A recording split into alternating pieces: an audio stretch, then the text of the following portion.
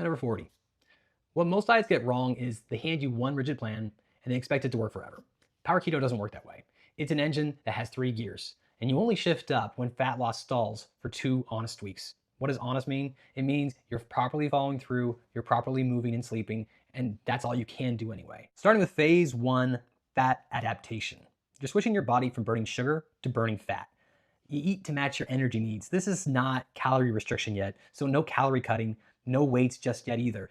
Just walk. Aim for 10,000 steps a day. The first week or two can feel foggy. That's almost always low electrolytes, not the diet itself. So put some salt in your food, drink water, take magnesium, it all passes. Then the ketone edge starts to show up. That's steady energy, quiet appetite, and a sharp focus. You stay here until the scale stalls.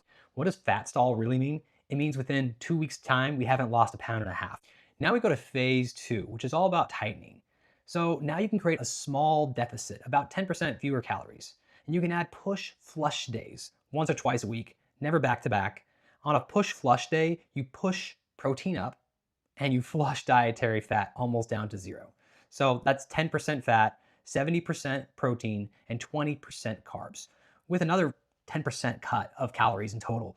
So since you're already fat adapted, pulling out the dietary fat forces your body to burn its own. And this is where you start really taking off the weight. Now that we're in phase two, we can introduce resistance training. You need to have this. Muscle is your fat burning engine. The more you have, the more you burn. Lastly, we have phase three, where we put a focus on intermittent fasting. We're doing everything else we do in phase one and phase two, but after stalling again after phase two, so that's 1.5 pounds within a 2-week period, we go into some fasting.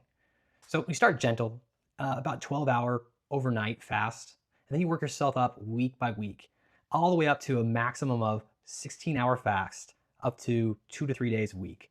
Most of that fast is sleep, so you're not starving, you're just teaching your body to run on its own stored fuel. If you're still stuck after phase three, that is, you're stalling your fat loss journey, that's what the machine chapter of my book, Mean, Clean, Lean is all about. And there's 8 more levers you can pull. So pick up that book, Mean, Clean, Lean. It's gonna help you go through all this.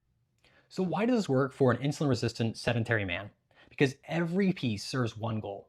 Keep insulin low enough for your cells to heal. Low insulin unlocks the fat.